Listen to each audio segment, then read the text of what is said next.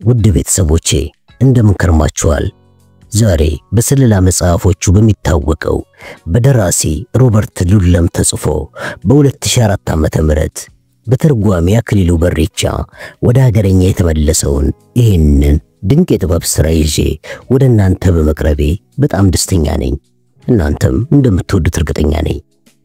በተረፈ ውድ ቤተሰቦቼ በማሳጅ ቤት ውስጥ የሚከናወኑትን ኩነቶች የሚተርክ መጽሐፍ ምዕራፍ 1ን ወደ እናንተ ማቅረብ ይታወቃል። በመሆኑም ቃላቶቹንና አንዳንድ ድርጊቶቹን ለመቀየር ብንሞክርም ይህም የበዛ ነው በሚል በጣም ብዙ በሚባል ቤተሰቦቼ በኢንስታግራም የላካችሁልኝን ሐሳብ በመቀበል ላቋርጦች እያለሁ አሁን እነሆ በስለላ መጽሐፍ ተከስቻለሁ። እናም ታዲያ ትረካውን ማዳመጥ ስትጀምሩ ላይክ በማድረግ ጀምሩ፣ ሼር በማድረግም ለሌሎች እንዲደርስ አድርጉ እያልኩኝ ወደ ዝግጅት ያልፋለሁ። አመሰግናለሁ።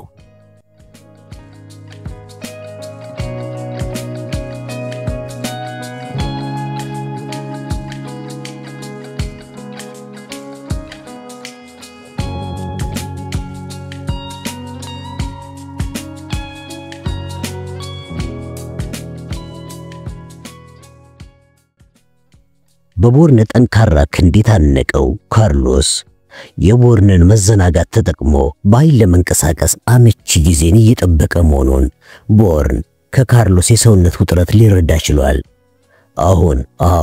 አሁን ነው መነጋገር ያለብን አለ ቦርን ጮክ ብሎ። በመቀጠልም በሌላ ጊዜ መገናኘት ስለማንችል አሁን ነው የኔና ያንተ የመነጋገሪያ ሰዓት አለው ፊት ለፊቱ የቆመውን ጄላሊሳይን እየተመለከተው። ጄላሊሳይ መስማማቱን ለማሳየት ራሱን ነቀነቀ። ቦርንም ከጄላሊሳይ አይኖች ውስጥ ለሱ ያለውን ከፍተኛ ጥላቻ በደንብ የተመለከተው። ከዓመታት በፊት ቦርን ወደ ጄላሊሳይ ቤት ሰብሮ በመግባት የጄላሊሳይ ላፕቶፕ ኮምፒውተር እንዲሰርቅ ትዕዛዝ ደርሶ ስለነበረ ትዕዛዙንም በብቃት ፈጽሞ ነበር። ለእንደ ጄላሊሳይ ላለ ሰው ደግሞ ሚስቱና ልጆቹ የሚመገቡበትና የሚተኙበትን ቤት ጥሶ ለሚገባ ማንኛውም ሰው ይቅርታ የሚያደርግ ልብ አይኖረውም። ምንም እንኳን በሁለቱ መካከል እንደዚህ አይነት አስቸጋሪና የሻከረ የቀድሞ ግንኙነት ቢኖርም ጄላሊሳይ ለጊዜውም ቦርንን እንደ ጠላት በመቁጠር አጋጣሚውን ማበላሸት እንደሌለበት በደንብ ስለገባው ውስጡን አረጋጋ። ከዚህ የሁለቱ ንግግር በኋላም ቦርን ላይ መሳሪያቸውን የደቀኑ ሰዎች መሳሪያቸውን መሬት ላይ ያስቀመጡ። በዚህ ጊዜም ወዳጄ ምን እየሰራ እንዳለ ታውቃለህ ግን ብሎ ካርሎስ ጄላሊሳይን እየተመለከተ ጠየቀው። አሁን እያደረኩት ያለውት መደረግ ያለበትን ነገር ነው አለው ኢሳይ። እንዴት ይህን ቃላት አምነዋለህ? እሱ እኮ እኔን ለመግደል ወደዚህ የተላከ ሰው ነው ሲለው፣ አሁን ሁኔታዎች ተለውጧል፣ አይዞህ ሚስተር ቦርንም አንተም መግደሉ ምንም አይነት ጥቅም እንደሌለው ተረድቷል አለና ጭንቅላቱን ለማግባባት ያህል እየነቀነቀ ትክክል ነኝ አይደል ሚስተር ቦርን በማለትም ቦርን ጠየቀው። በዚህ ምልልሳቸው በኋላ ቦርን የካርሎስን አንገት ስለለቀቀው ካርሎስ እየተንገዳገደ ወደ ኢሳይ ጎን ሄዶ በተሸነፈ እይታ ኢሳይን ተመለከተው። ከአንዱ የአፍንጫው ቀዳዳም ደም ጠብ ስላለ ወደ አንድ ወታደር ተጠግቶ ባደረገው የሸሚዝ እጀታ አፍንጫውን ጠረገ። ደሙን በሚጠርግበት ጊዜ ግን አጠገቡ የቆመው ወታደር አፍጥጦ ስላየው በዚህ ተናደደው ካርሎስ የወታደሩን ጠመንጃ ተቀብሎ በሰደፉ ጉልበቱን በኃይል መታው። ይህ ነገር በሚደረግበት ጊዜ ቦርን የኢሳይንና የካርሎስን ግንኙነት ምን እንደሆነ በማወቅ ሐሳብ ላይ ተጠምዶ ነበር። ከዚህም ክስተት በፊት ካርሎስ የተባለ ሰው ከማንም ሰው ቢሆን ትዕዛዝ የማይቀበል አይነት ሰው እንደሆነ ነበር የሚያውቀው። ከዚህም በላይ ደግሞ ተጽዕኖ ፈጣሪነቱ ከፍተኛ በመሆኑ የተነሳ ማንም ቢሆን እርሱን የሚገዳደር የለም ነበር።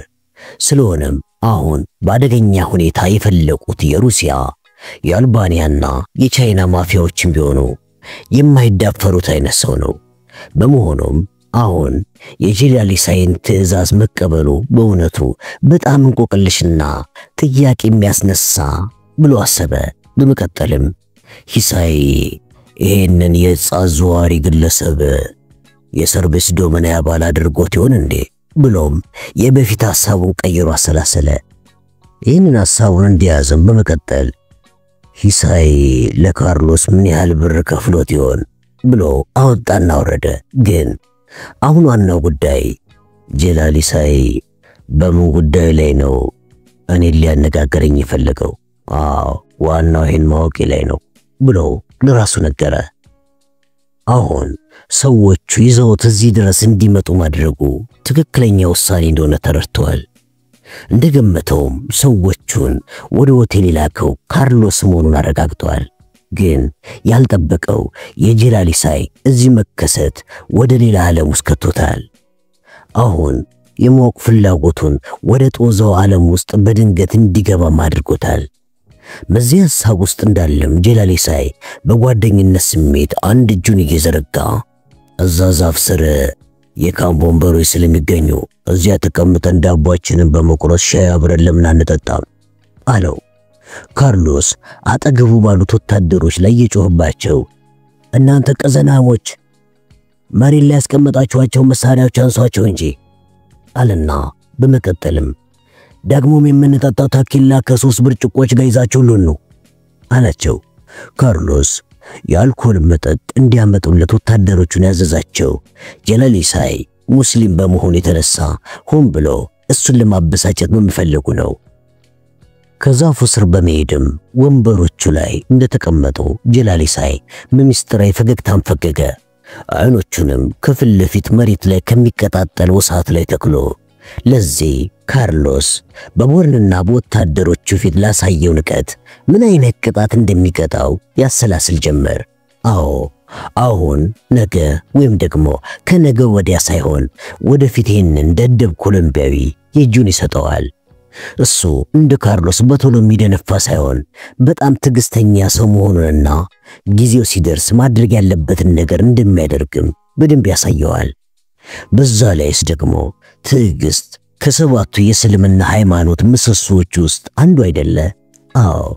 እንደ እውነቱ ከሆነ ደግሞ ካርሎስ ያደረገው ነገር በወታደሮቹ ፊት ያጣውን ክብር ለማስመለስ ነው እንጂ እንደዚህ ጄላሊሳይን የሚያበሳጭና የሚያስከፋ ነገር ይሆናል ብሎ አይደለም የፈጸመው። ቦርን እንደተገነዘበው ከሆነም ሁለቱ ሰዎች አብረው በመሆናቸው ብቻ የሚዋደዱ ቢመስላቸውም ነገር ግን ሁለቱም እርስ በርስ እንደሚጠላሉና ድንገት ለወደፊቱም አብሮ ቢቆዩ እንኳን መልካም ጉርብትናን ሊያመጣ በማይችል ሁኔታ ውስጥ እንደሚገኙ ነው የታዘበው። ካርሎስ ወታደሩ ያመጣለትን የተኪላ መጠጥ ጠርሙሱን ይዞ መመግመግ በመጀመሩም ጄላሊሳይ እሱን ችላ በማለት ቦርንን ብቻ መመልከት ጀምሯል። ካርሎስም ደም የተቀላቀለበት አክታን ከተፋ በኋላ እንደገና የተኪላ ጠርሙሱን አንስቶ በፍጹም ስግብግብነት ተሞልቶ መጠጡን ወደ ጉሮሮ ያንደቀደቀ አይኑን በንዴት ያንቀለቀል ጀመር። በዚህም ጊዜ ሂሳይ ወንበሩን ወደ ቦርን በጣም አስጠግቶ ቦርንን ፊት ለፊት እያየው ጀርባውን ለካርሎስ በመስጠቱ የተነሳ ሁለቱ በሚያደርጉት ንግግር ውስጥ ካርሎስ ቦታ እንደሌለው ለማሳየት ሞከረ። ዶምናው በአይነ ቁራኛ እየተከታተለ ነው በማለት ሂሳይ ወደን ጀመረ። አውቃለሁ። እንዲያውም እዚህ ከመምጣቴ ከሁለት ቀን በፊት ታይላንድ ውስጥ ሊገሉኝ ሙከራ አድርገዋል አለና ቦርን በመቀጠልም እናም አሁንም ቢሆን በዚህም በዛም ብለው እኔን ከመግደል ወደ ኋላ እንደማይሉን የተረዳሁት አለው። ይህን ያወሩም እያለ ወታደሮቹ ለሶስቱም ከሸክላ በተሰራ ጎድጓዳ ሳህን ውስጥ ሾርባ ሰጧቸው እና ሾርባውንም ለመጠጫ የሚሆን የእንጨት ማንኪያ አደሏቸው። በዚህ ጊዜ ግን ካርሎስ የእጁ መዳፍ ላይ ምራቁን ተፍቶ የሸክላውን ሳህን ባይበሉባው ስለመታው ሸክላው እየተሽከረከረ ካጠገቡ ተሽከነጠረ። ከዚያም ወደ ተኪላው ተመልሶ ጠርሙሱን ከፍ አድርጎ ወደ አፉ በሚያስጠጋበት ሰዓት ከፊት ለፊት ከሚነደው የእንጨት ክምር ላይ የተነሳው ብርሃን ጠርሙሱ ላይ በማረፉ ጠርሙሱ በሌሊቱ ጨለማ ላይ አንጸባረቀ። ሂሳይም ሾርባውን ከመቀበሉ በፊት ቦርን ያነሳውን ሐሳብ ደግፎ ራሱን ከፍና ዝቅ አድርጎ አባባል እውነት ሊሆን የሚችልበት እድል ሰፊ ነው። ምክንያቱም አንተ ካደረስክባቸው ከፍተኛ ጉዳት የተነሳ እነሱ ያንተን ሞት እስካላዩ ድረስ በአንተ ላይ የሚያደርጉትን የመግደል ሙከራ በፍጹም አያቆሙም አለው። እንደማስበውም አንተም ከዶምናው የኔ አይነት ነገር ይገጥመኛል ብለህ የምትጠብቅ ይመስለኛል። ልክ ነኝ አይደል?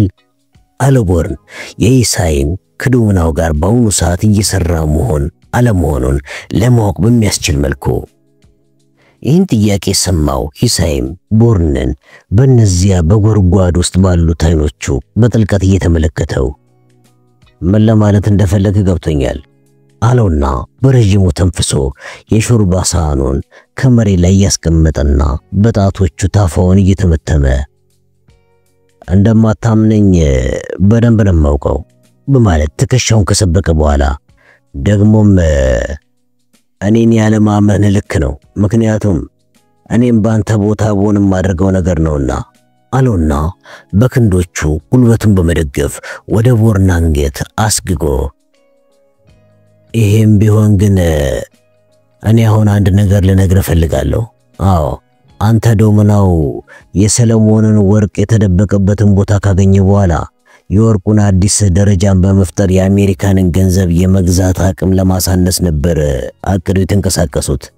ነገር ግን አንተ ይህንን እቅዳቸውን ገደል የሚከት ስራ በመስራት የተነሳ ዶምናው ለቁጥር የሚታከቱና ሊመልሰው የማይችለው ገንዘብን ማሳጥተዋል በማለት አድናቆቱን ከገለጸለት በኋላ በእውነት ድንቅ ስራን የሰራው አለው። ሂሳይ ይህን በሚናገርበት ወቅት ታዲያ ቦርን ምንም አይነት ሽሙጣዊ ገለጻን ከንግግር ውስጥ ማግኘት ስላልቻለ ሰውየው የእውነት ነው የሚያወራው በማለት ግምቱን አስቀመጠ። ቦርን ይህን ግምቱን እያስቀመጠ ባለበት ቅስፈት ጀላል ሂሳይም ፊቱ በድንገት ጠቆረና ይሄ ግን እኔና አንተ በሰርቪስ ዶምናው ላይ ልንፈጽመው የምንችለው የመጨረሻው ነገር ሲሆን የመጀመሪያው ነገራችን ነው የሚሆነው በማለት በቁጭትና በል ተናገረ። ቦርንም እንደማስበው ከሆነ አሁን አንተ በዶምናው ላይ እንድንፈጽመው ያቀድከው ቅድም ቢሆን እኔ ከዚህ በፊት በዶምናው ላይ እንደፈጸምኩት አይነት ልክ ዶምናውን የሚጎዳው ነገር ነው ሲለው ሂሳይ በይሆናል አይነት ትከሻውን ሰበቀና ወይ አንተ ከፈጸምከው ተመጣጣኝ ጉዳት አሊያም ደግሞ ካንተ የከፋ ጥፋት በዶምናው ላይ የሚያደርስ ነው አለው። ለአፍታ ያህልም በመካከላቸው ጸጥታ ከሰፈነ በኋላ እናም አሁን እየነገርከኝ ያለው ነገር ዶምናውን ለመናድ ብለህ ያዘጋጀው ዕቅድ እንደሌለ ነው አይደል ብሎ ቦርን ሂሳይን ጠየቀው። እኔና አንተ ተባብረን ዶምናውን እስካላስቆምነው ድረስ ዶምናው በሀገር አሜሪካ ላይ ተንሰራፍቶ እግሩን ይተክልና አሜሪካንን በቁጥጥሩ ስር ያስገባታል ብሎ እጁ ላይ ያረፈችውን አንዲት የውባ ትንኝ ደፈጠጣትና እጁ ላይ ያለውን የትንኛዋን ደም በሌላኛው እጁ ጠርጎ ፊት ላይ ንዴት እያየሁብህ ነው ልበል አለው። ንዴት ብቻ ታዲያ ለምንድነው እኔ ማነጋገር የፈለከው? አዎ እኔ ነገር ምንም ሊገባኝ አልቻለም አለና ቦርን ኮምበር ላይ መነሳት ሲጀምር ዶምናው ያንተን እንቅስቃሴ ሙሉ በሙሉ ሊያግደው በማሰብ መንቀሳቀስ ጀምሯል አለው ሂሳይ። ይሄ እንቅስቃሴያቸው ታዲያ እኔ ላይ የተደረገው እኮ ለመጀመሪያ ጊዜ አይደለም የመጨረሻቸውም አይሆንም ማለት ቦርን ሂሳይ በነገረው ነገር ሳይገረም መለሰለትና በመቀጠልም እኔ ደግሞ ሕይወቴን ራሴው ታድጌው መኖር የምችል ሰው ነኝ። ነገሩ አልገባህም በማለት ሂሳይ ከተቀመጠበት ተነስቶ ይናገር ጀመር። ምን መሰለ፣ በዶሚኖ ዓለም ውስጥ የአንድን ሰው እንቅስቃሴ መገደም ማለት እንደዚህ አንተ እንደምታስበው በቀላሉ የሚታይ ነገር አይደለም። ስለሆነም ዶሚኖው የሚወስናቸው ውሳኔዎች በቀላሉ የሚታዩ ሳይሆኑ ልክ እንደ ሃይማኖታዊ ዶግማዎች እጅግ የሚጠበቁና እስከሚፈጸሙ ድረስ እንደ አምላክ ትእዛዝ የሚታዩ መሆናቸውን ማወቅ ይኖርብሃል አለው። ቦርንም በጎን በኩል በቁመቱ ልክ ሂሳይን እየተመለከተው ምን ማለት ነው ብሎ ጠየቀው። ማለቴ ዶሚኖው የሚልከው መልአከ ሞት በአንድ ጊዜና ቦታ ላይ ስለሚያጋጥም የሞት ጽዋን ከመጋት በፊት በጣም ትገረማለህ አለና ጠቋሚ ጣቱን ቀስሮ በመጨረሻም አንድ የሆነ ሰው ሕይወትን ይነጥቃል አለው። እሺ አለ ቦርን። በቃ በሌላ አነጋገር እኔ አንተ እንድትሞት አልፈልግም፣ ታስፈልገኛለህ አለው ሂሳይ ቦርንን ፊት ለፊት እየተመለከተ። ከሂሳይ የሰማው ነገር ሳቁን ቢያመጣበትም ሂሳይ እያየው መሳቅ ባለመፈለጉ የመጣበትን ሳቅ አፈንና ሂሳይ በተናገረው ነገር እየተገረመ ራሱን ወዘወዘ። ሂሳይም በርግጥ እኔም በሆነ አንተን አምኜ ካንተ ጋር መስራት እንደሌለብኝ ነው ውስጥ የሚነግረኝ፣ ግን እውነታዎች የማይተዋወቁ ሰዎችን አንድ አልጋ ላይ ተማምነው እንዲተኙ ያደርጋቸዋል ሲሉ እውነታቸውን ነው። እናም ደግሞ ከኔና ካንተ በላይ በዚህ ሰዓት አንድ አልጋ ላይ መተኛት የሚችሉ ሌሎች ሰዎች የሉም አለና ትከሻው ሰብቆ እናም በእኔና ባንተ መካከል ቅራኔ ቢኖርም ብሎ ነገሩን በእንጥልጥል ተወው። ቦርንም ነገሩን ተናግሮ እንዲጨርስ ጠበቀው። አዎ እሱ በምንም አይነት መልኩ ሊተባበረውም ሆነ ይህንን እንግዳ የሆነ ንግግራቸውንም እንዲቀጥል አይፈልግም። ይህ ሲባል ግን እሱ ጀላል ሂሳይን ይጠላዋል ማለት አይደለም። በዛ ላይ ደግሞ በአለቃው አሌክስ ኮንክሪን ትዕዛዝ መሰረት የሂሳይ ቤትን ሰብሮ ገብቶ ላፕቶፕ ኮምፒውተሩን መስረቁንም ቢሆን እየደበረውና ሳይወደው የሰራው ስራ በመሆኑም ጀላል ሂሳይን እንደበደለው ተሰምቶታል። ምንም እንኳን የበፊቱ የትሬድስቶን ድርጅት አለቃው አሌክስ ኮንክሊን የሂሳይን ቤት ሰብሮ በመግባት ላፕቶፑን እንዲሰርቅ ማድረጉ በሱና በጀላል ሂሳይ ላይ የሚያደርሰውን ቅራኔና ለወደፊቱ የሚያስከትለውን ችግር መገመት ሳይችል ወይም ደግሞ ስለሚደርሰው ነገር ደንታ ሳይኖረው ይሆናል ይህን ስራ እንዲሰራ ያደረገው። በመሆኑም የአንድን የሙስሊም ቤት ደፍሮ መግባት ማለት ምን ማለት እንደሆነ ቦርን በደንብ ያውቃል። በዚህም ጥፋቱ የተነሳ ነው በዚህ ሰዓት ላይ ከጀላል ሂሳይ ጋር እዚህ ጫካ ውስጥ ሆኖ ሊሰማውና ሊያነጋግር የተገደደው።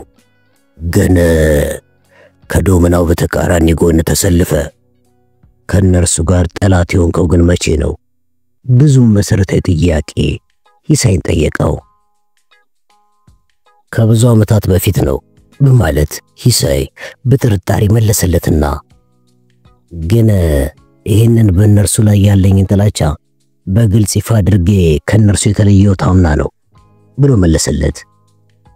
በላፕቶፕ ላይ ስለሚገኘው መረጃስ ምን አደረክ አለው። መረጃውን ሰርቄ ለማጥፋት አቅጄ ነበር፣ ግን ምን ያደርጋል አንተ በሰርቪስ ዶሚኖው ላይ ባደረስከው ጉዳት የተነሳ እቅዴን ልተገብር አልቻልኩም። ከዚያ በኋላ በመካከላቸው የሰፈነው ጸጥታ እንኳን እነሱን በጫካው ውስጥ የሚገኙትን የወባ ትንኞችንና ወፎችን እንኳን ጸጥ አድርጎ አቆያቸው። ከአፍታም በኋላ ሂሳይ እጆቹን አማታና ይኸውልህ እንግዲህ እኔና አንተ በዚህ ፈጣሪ በረሳው ጫካ ውስጥ እንድንገናኝና በሕይወት እያለን በወባ ትንኝና አረንጓዴ ጭንቅላት ባላቸው ዝንቦች እየተነከስን እንገኛለን ብሎት በመጠጡ የሰከረውን ካርሎስን ትቶ ወደ ጫካ ውስጥ መራመድ ጀመረ። ካርሎስ በጠጣው መጠጥ ብዛት በጣም ስለሰከረም ባዶን የተኪላ ጠርሙስ አፉን ልክ $10 ወደ ቤቱ እንዳመጣ ሴተኛ ዳሪ አፍ እየመጠመጠው ሲንገላጀጅም ቦርን ወደ ጫካው ውስጥ የገባውን ሂሳይን ተከትሎት ሄደ። የካርሎስ ወታደሮችም ወደ ጫካው የገቡትን ሁለቱን ሰዎች በአይናቸው ተከትሏቸውና ምንም ሊያደርጉ እንደማይችሉ ስለገመቱ እነሱን ትተዋቸው ቢራቸው ሊጠጡ ሄዱ። ቦርንም ሂሳይ ላይ ከደረሰበት በኋላ እነዚህ ኮሎምቢያኖች እኮ ብሎ ሂሳይ በዚያ በጥርጣሬ በተሞላ ድምፁ ለቦርን ተናገረ። ሂሳይ በዚህ ንግግሩ ብቻ ስለ ኮሎምቢያውያን ብዙ ነገር ለቦርን ሊገልጽለት ማሰቡንም ቦርን በደንብ ተረድቷል። በዚህ ንግግሩ ሂሳይ ለቦርን ሊነግረው የፈለገው ነገር ቢኖር እሱ ከኮሎምቢያኖቹ በተሻለ መልኩ የተማረና ስለ ሌላው ዓለምም በጣም እንደሚያውቅ ነው። ይሄ ግን ስህተት ነው። ምክንያቱም አንዱ ኮሎምቢያዊ ልክ እንደ ከፍተኛ አውሎ ንፋስ ያህል የታመቀ ኃይል ስለታደለ ማንንም የተማረንም ሆነ ያልተማረ ሰውን በሰከንድ ቅስፈት ውስጥ ሊገድል ይችላል። ሞት ደግሞ የተማረንም ሆነ ያልተማረን እኩል የሚያደርግ ትክክለኛ ፈራጅ ዳኛ ነው። ጎን ለጎን እየተራመዱም ቦርን በጣም ሊያውቀው የፈለገውን ነገር ጠየቀው። አንድ ጊዜ ሰርቪስ ዶመና ውስጥ አንድ ሰው ከገባ እድሜ ዘመኑ ሙሉ ሊወጣ እንደማይችል ነው የማውቀው። ግን አንተ እንዴት ነው የዚህን ድርጅት የማይጣስ ሕግ ሰብር ልትወጣ ይቻልከው? ምን መሰለህ ቦርን፣ በፊት ዶመናው ገና ሲመሰረት የሚገርም ሐሳብ ይዘው የተነሳው እሱም የምዕራቡንና የምስራቁን ዓለሞች አስተሳሰብ ማጣመር ነው። በእርግጥም ደግሞ ይህ ሐሳባቸው ምንም እንኳን ዘይትንና ውሃን እንደመደባለቅ ሙከራ አስቸጋሪ ቢሆንም ቅሉ በጥሩ ሁኔታ እየተንቀሳቀሱ ነበር። ግን በሚስጥራዊና ማንም ሰው ሊገነዘበው የማይችለው መልኩ ዶመናው ሊቀየር በቃ አለና ትከሻው ሰብቆ፣ ምናልባትም ይሄ ነገር የተከሰተው ቤንጃሚን አላሪያን የዶመናውን ስልጣን ከያዘ በኋላ ይመስለኛል። በእርግጥ አንዳንዴ ለሰውየው ባለኝ ከፍተኛ ጥላቻ የተነሳ ይሄን አይነት ማጠቃለያ ላይ እንደደረስኩኝ ቢሰማኝም ግምቴ ግን ትክክል ነው ላለው። አየህ እሱ ልክ መብረቅ ብልጭታ ያህል የሚወዳደር አእምሮን ተጠቅሞ በዶመና ውስጥ የቀሰቀሰው በሽታ በስፋት እየተዛመተ ይገኛል አለው። ደግሞ ምን አይነት በሽታ ነው እየተዛመተ ያለው ብሎ ቦርን ሲጠይቀው ሂሳይ ወደ ቦርን ዞር አለና ስላንተ ብዙ ባላውቅም ብላክ ሌጊን ስለተባለው ቡድን ግን እንደምታውቃለሁ አለው። ብላክ ሌጊዮን የተባለው ቡድን የተቋቋመው በሁለተኛው የዓለም ጦርነት ጊዜ ላይ በጆሴፍ ስታሊን ላይ ከፍተኛ ጥላቻ ባላቸው ሙስሊም ሩሲያውያን ሲሆን ይሄ ቡድንም በጀርመኑ ናዚ ፓርቲ ኤስኤስ ወታደሮች ወታደራዊ ስልጠናን ወሰዱ። ከዚያም ወደ ምስራቅ አውሮፓ ተልከው ታይተው በማይታወቅ ጀግንነት የሩሲያን ቀዩን ጦር ሲወጉ ቢቆዩም ናዚና የናዚ ወዳጅ አገሮች በጦርነቱ ስለተሸነፉ ብላክ ሌጊዮንም ከገዛ ሀገራቸው ጋር የሚያደርጉትን ጦርነት አቋረጡ። ከጦርነቱ በኋላም የብላክ ሌጊዮን አባላቶች ከከፍተኛ የናዚ አመራሮች ጋር ባላቸው ቅርበት የተነሳ ያሉበት ቦታ እንዳይታወቅ ሆኖ በመላው ዓለም ላይ በሚገኙ ቦታዎች ላይ ደህንነታቸው ተጠብቆ ሊቆዩ ቻሉ። እነዚህ የብላክ ሌጊዮን አባላት ግን ተደብቆ አልቆዩም። ጦርነቱ ካበቃ ከ10 ዓመታቶች በኋላም ጀርመን ሙኒክ ውስጥ ከሚገኝ አንድ መስጊድ ውስጥ ተሰብስበውና እንቅስቃሴያቸውን ጀመሩ። ይሄ የድጋሚ ስብሰባቸው ነው። በአሁኑ ሰዓት እንደ አክራሪ ሙስሊምና እንደ ሽብርተኛ ሆነው ለዓለም ስጋትን በመፍጠር ላይ የሚገኘው ብላክ ሌጊዮንን በደንብ አውቀዋለሁ። እንዲያውም ከነርሱ በተቃራኒ ሆኜ ሰርቻለሁ። ግን ከዛ በኋላ ለ2 ዓመታት ያህል ስለነዚህ ሰዎች ምንም ነገር ሰምቼ አላውቅም አለ ቦርን። ይሄ እንግዲህ ያላ ፍቃድ ነው። ይሄንን ደግሞ ልቤ ይነግረኛል አለና ሂሳይ ባይበሉባው ግንባሩ ላይ የሚገኘው ላብ ጠረገ። በእርግጥ ሂሳይ ለብዙ ሞቃት ቦታዎች እንግዳ ባይሆንም እዚህ ኮሎምቢያ ውስጥ የሚገኘው ሙቀት እርጥባማነት ስላለው ነው ሰውነቱና የለበሰው ልብስ በላብ የራሰው። እናም ይሄ ብላክ ሌጊዮን የተባለው አክራሪ ቡድን ብዙ ሽንፈቶችን ስላስተናገደም አዎ ከሽንፈቶቹ ውስጥ በአንተ ምክንያት የደረሰባቸው አንዱ ነው። ስለዚህ አካሄዳቸውን ለመለወጥ ተገደዱ አለው። በዙሪያው የሚገኙትን የካርሎስ ወታደሮችንም ርቀት በአይኑ ገመተና ስለዚህም ሙኒክ ውስጥ ከሚገኘው መስጊድ ውስጥ የሚገኙት ከፍተኞቹ የብላክ ሌጊዮን ባለስልጣኖችም አካሄዳቸውን ሲቀይሩ ሰርቪስ ዶመና ላይ አይናቸውን ለማሳረፍ ይገደዳሉ። ከሰርቪስ ዶመናው ዓላማ በመነሳትም ይሄ ድርጅት ለነርሱ ህልውናና ለእስልምና ሃይማኖት ስጋት በመሆኑ የግድ የዚህን ድርጅት አካሄድ ማስቆም እንደሚገባቸው ተረድተዋል። መስጊዱ በምዕራብ ዓለም ላይ ያለው መስፋፋት ለማፋፋም በምዕራቡ ዓለም የሚኖራቸውን የአስተዳደር ቦታዎችና ስልጣን መያዝ ይኖርባቸዋል። ይህንን ዓላማቸውን ለማሳካትም በዶምና ውስጥ ጥቂት ሰዎች ስልጣን እንዲይዙ አደረጉ። ይሄ ታሪክ እንግዲህ ከ10 ዓመታት በፊት የተደረገ ሲሆን አሁን በዶምና ውስጥ በብዛት ይገኛሉ። እንዲያውም የዶምናው ፕሬዝዳንት ቤንጃሚን አልአሪያንም የብላክ ሌጊዮን ሰው ነው። ስለሆነም በአሁኑ ሰዓት ዶምናው እና መስጊዱ ለዓለም ሰላም አስጊ ኃይሎች መሆናቸው ግልጽ እየሆነ መጣ ብሎ ሂሳይ ያስረዳው። ቦርንም ስለዚህ የሂሳይ ገለጻ ሲያስብ ቆየና እንደማየ ከሆነ አንተ የቤተሰብ ሰው ነህ፣ ታዲያ እንዴት እንደዚህ አይነት አደገኛ ጨዋታ ውስጥ ገባለህ ብሎ ጠየቀው።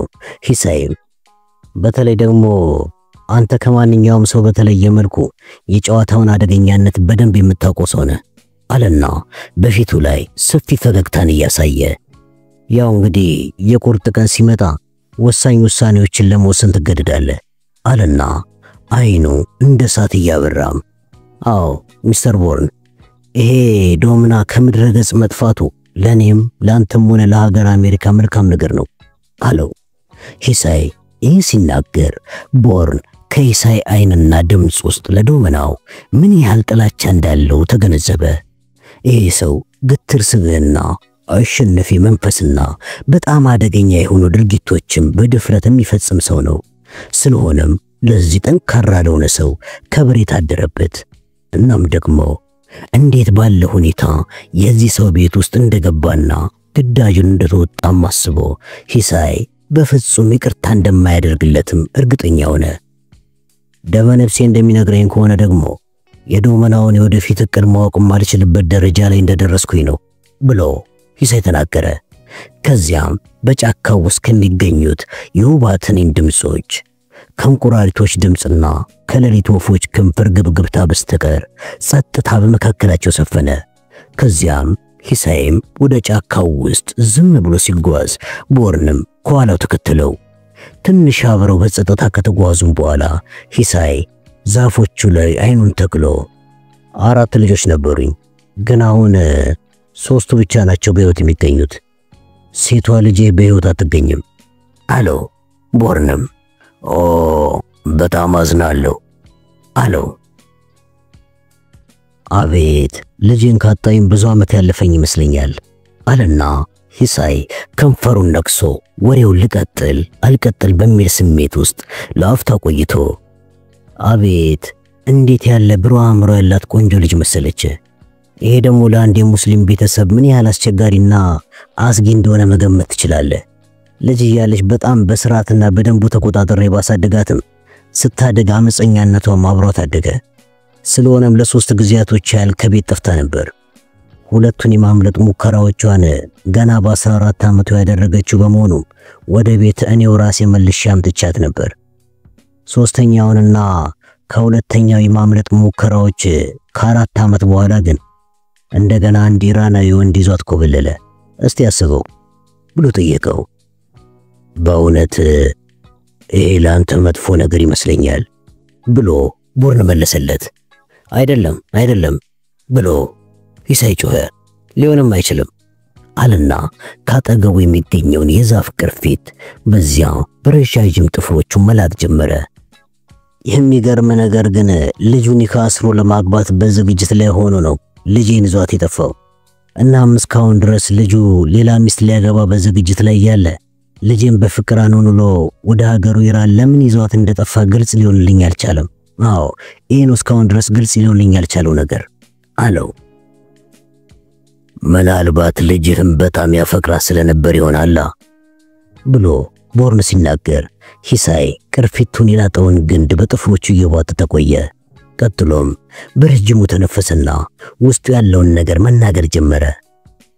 ከዚያም መቼም የማይታሰብ ነገር ተከሰተ። እናም ልጄን ካስኮበለላት ልጅ ላይ ነጥቀው እስር ቤት ከተቷት። ከዚያም ልጄ በድንጋይ ተደብድባ እንድትሞት ፍርዳቸውን ሰጡ። ይታይ እስቲ ኢራኖች ገና ያልሰለጠኑ አረመኖች አይደሉ እንዴ ታዲያ አለው። ይህንም ማለቱ የሱኒ እስልምናን ሊያጣጥል እንደሆነ ቦርን ገብቶታል። ምንም እንኳን ኢራኖች የአረብ ዝርያ ባይኖርባቸውም የሺያ እስልምናን የማይከተሉ በመሆናቸው እሱ እንደ ሙስሊም አይቆጥራቸውም። ይሄ በሁለቱ የእስልምና ዶግማዎች መካከል ያለው ልዩነት ሁለቱን የሃይማኖት ተከታዮች በጠላትነት እንዲተያዩ አድርጓቸዋል። እነዚህ የማይረቡ እንስሳዎች ብሎ ሂሳይ ተሳደበ። ይህን አይነት ስድቦች ከሂሳይ መስማቱ ሂሳይ በእነሱ ላይ ምን ያህል ቂም እንደያዘባቸውን ያሳየው። ምንም እንኳን ዶምናው ኢራን ሄጄ ልጄን ማምጣት እንደማልችል ቢነግረኝም እኔ ግን እሷ እኮ የኔ ስጋና ደምን የያዘች ልጄ ናት ብዬ በነግራቸውም ዶምናው ሁለቱንም ማለትም ሺያና ሱኒዎችን ባህላቸው ወይም ደግሞ ልማዳቸውን መከተልና ውሳኔያቸውን ማክበር እንዳለብኝ ይሄ ባይሆንና አንተ ወደ ኢራን ሄደ ልጄን ብታመጣ በዶምና ውስጥ የሚገኙት የሺያና የሱኒ እስልምና ሃይማኖት ተከታዮች እርስ በርስ ሊጣሉ እንደሚችሉ ስለዚህም የግድ ዶምናውን ትዕዛዝ ማክበር እንዳለብኝና ወደ ኢራን መሄድ እንደማይገባኝ አስጠነቀቁኝ። ይሄ ቢሆንም እኔ ትዕዛዛቸውን ትቼ ወደ ኢራን በመሄድ ልጄን ይዤ ከኢራን ቴህራን ውስጥ መምጣት ቻልኩኝ። በሜዲትራኒያን ባህር ላይ ከሚንቀሳቀስ መርከብ ውስጥ ሆነን ወደ ቤታችን እየተመለስን እያለ ዶምናው 6 ሰዎችን ልኮ ልጄን ሊነጥቁብኝ መጡ። እኔም ብቻዬን ከሰዎቹ ጋር ተፋልሜ ልጄን ለማዳን በሞክርም ሳይሳካልኝ ቀርቶ ልጄን ከጄ ነጠቋትና እኔን ከዚህ ጠባሳ ጋር ጥለውኝ ሄዱ ብሎ መሃል የእጅ መዳፉ ላይ ያለውን አስቀያሚ ነጭ ጠባሳ ለቦርን አሳየው። በመቀጠልም ጭንቅላቱን በቁጭት ነቀነቀና እናም ልጄን ከዚያን ጊዜ በኋላ ይቻት አላውቅም። እኔም ምንም ማድረግ ስላልችል ቀርቼ ዶምና ያደረገው ነገር ትክክል ነው የሚለውን ሐሳባዊ ማሳመኛ ለራሴ ነገርኩኝና ወደ ቤት ያመራውኝ። ግን ቤቴ ደርሼ የሚስቴን አይን ስመለከት ሐሰተኛው አመክኔ ልክ እንደ ጤዛ በኖ ጠፋ አለና የቦርንን አይን እየተመለከተ እናም ከዚያን ጊዜ በኋላ ሁሉም ነገሮች ተለወጡ። ይገባል አይደለም አለው። እናም የዶምናውን ቃል ኪዳን ትተህ ከድርጅቱ ጋር ያለህን ቁርኝት አፈረስክ አለው ቦርንም። ሂሳይም የቦርን ጥያቄ በጭንቅላቱ ዝዋዜ ትክክል መሆኑን አሳየና ከዚያን ጊዜ በኋላ የተለየ ሰው ሆንኩኝ አለው። ከዛም ሲቀጥል አዎ ከዛን ጊዜ በኋላ የተለየ ሰው ሆንኩኝ።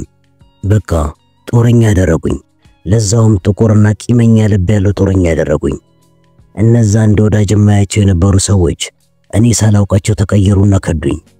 የድሮ ዶምናዎች ሳይሆኑ የተረገሙ ብላክ ሌጊዮንና ሙኒክ በሚገኘው መስጊድ ሰዎች የሚመሩ ጭራቆች መሆናቸውንም ስላረጋገጥኩኝ ከነሱ ጋር ደም ለመቃባት በቃሁኝ። ስለሆነም ይህንን ልጄን ያሳጣኝን ድርጅት ብቻ መበቀል እንዳለብኝ ነበር ከዛን ጊዜ በኋላ ማስበው። አዎ በላፕቶፕ ኮምፒውተሬ ላይ ያለው መረጃዬ አንተ ሰርቀ ወስደ አንደኛው እነሱ ላይ የተቃጣይ በቀል ዱላም ነበር። ስለሆነም ከዶምናው ከራሱ ወርቃቸውን ሰርቄ ለመጥፋት ባስብም ይሄ ግን የማይቻል ሆነብኝ አለው።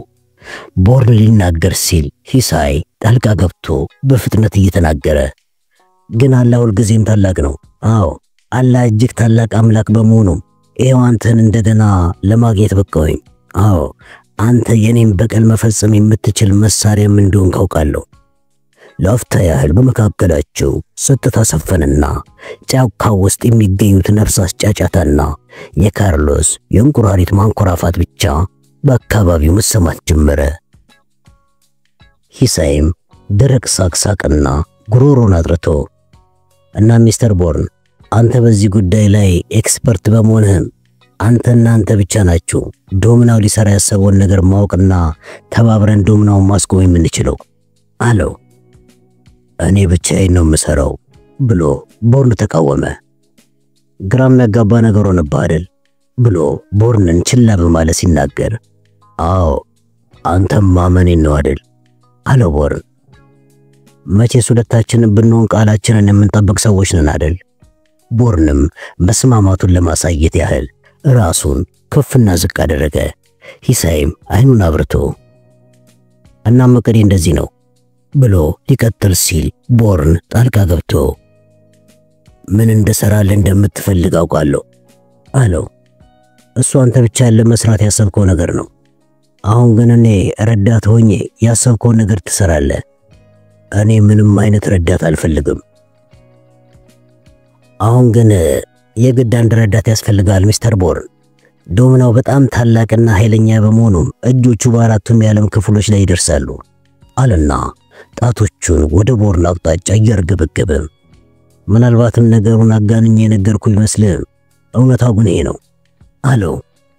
ምንም ነገር ብትለኝ እኔ መስራት ያለብኝን ከመስራት የሚያግደኝ ነገር የለም ብሎ ቦርን ሲናገር ሂሳይ በጉጉት መልክ ራሱን አዘወዘና መልካም የምለው ገብቷል ማለት ነው። እናም አሁን ዶሚናው አንተን ሊገድል ያዘጋጀውን ሰው ልነግርህ ፈቃደኛ ነኝ አለው። ቦርንም ትከሻውን ከፍና ዝቅ አድርጎ ሁሉንም እነሱ የሚሄዱበትን መንገድ ስለማውቀው እኔን ለመግደል ማንን እንደሚልኩብኝ በራሴ መንገድ ፈልጌ ያገኘዋለሁ አለው። አሁን ግን ማን እንደላኩብህ ማወቅ አትችልም። ዶሚናው ያንን የጭካኔ ስራውን መስራት ጀምሯል። እናም የኔ እርዳታ እስካልታከለበት ድረስ ዶሚናው ከምድረ ገጽ ያጠፋል አለው። እናም አንተ ዶሚናው ሊፈጽሙ ያሰበውን ነገር እስካልነገርኩ ድረስ ማን ሊገድለኝ እንደተላከብኝ አትነግረኝም ማለት ነው። እንደዛ አይነት ነገር እንኳን አላስብም። ከዚያም በላይ ደግሞ አንተ እንድትሞት አልፈልግም። እኔና አንተ ደግሞ በቃላችን የምንገኝ ሰዎች በመሆናችን ማን ሊገድል እንደተላከብህ አሁኑኑ እነግርሃለሁ አለና ወደ ቦርን ተጠግቶ ልታቆሙ እስካልቻልክ ድረስ ጓደኛ ቦሪስ ሊገድልህ ወደ አንተ ይመጣል አለው።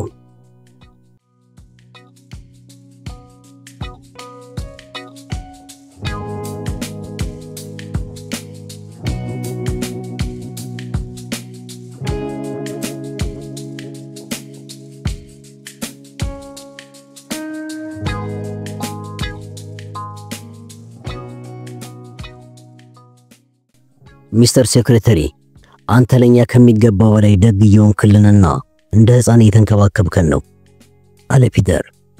ፒተር ደግሞም ክርስቶፈር ብለህ ጥራኝ ብያለሁ አለው የአሜሪካ የመከላከያው ሚኒስትር ሄንድሪክስ ለፒተር እየመለሰለት። ከምክትል ዳይሬክተሩ ሶሪያ ሙርጎን የተቀመጠው ፒተርም ጥፋቱን አውቆ የሚኒስትሩ ወቀሳ በመቀበል መልክ ለራሱ አጉረመረመ። ከእንደገና ለተቋቋመው የትሬድስቶን ድርጅት አንድ አዲስ ሐሳብ አስቤ ነበር አለና ሚኒስትሩ ወሬውን በመቀጠል ከዛ በፊት ግን አንተና ትሬድስቶንን ሊጠቅሙና ለወደፊቱ ሊያሰሩ የሚችሉ ሐሳቦች ካሏችሁ ልሰማችሁ ዝግጁ ነኝ አላቸው። ሶስቱ ሰዎች ስለሚያረቁት ስትራቴጂ የሚወያዩት ጆርጅ ታውን ውስጥ ከሚገኘው የሄንድሪክስ ቤት ውስጥ ነው። ምንም እንኳን የሄንድሪክስ ቤተሰቦች እላይኛው ማህበረሰብ አባላት ቢሆኑም ያን ያህል ሊያንደላቀቃቸው የሚችል ሀብት ስላልነበራቸው ሄንድሪክ እዚህ ደረጃ ላይ ለመድረስ ከፍተኛ የህይወት ውጣ ውረዶችን ለማሳለፍ መገደዱ ግድ ነበር። ከታታሪነቱ ወይም ደግሞ አንዳንድ ወዳጆቹ እንደሚሉት ከድለኛነቱ የተነሳ አሁን የሚገኝበት ቦታ ላይ ሊደርስ በቅቷል። ሄንድሪክስ ቀጠን ብሎ ረዘም ያለ የወታደር ቁመናን የታደለ ሰው ነው።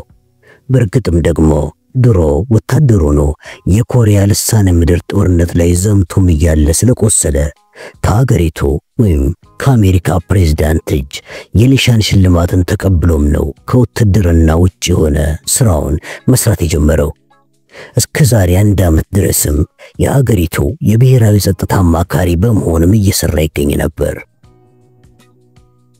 አሁን ግን የአሜሪካ ቁልፍ ቦታ ላይ ስለሚገኝ ባለፉት ዓመታት ያሰባቸውን ምርጥ ነገሮችና ሀገሪቱን ከአደጋ የሚጠብቁ እቅዶቹን በተግባር ላይ የሚያውልበት ጊዜ ላይ እንደሆነ ገብቶታል። ከነዚህ እቅዶች ውስጥ አንዱ ደግሞ ከእንደገና ያቋቋመውን ትሬድስቶንን ከሲአይኤ ብሔራዊ የደህንነት ኤጀንሲውና ከኮንግረሱ ምክር ቤት ጣልቃ ገብነት ነፃ በሆነ መልኩ እንዲንቀሳቀስ ማድረግ ነው።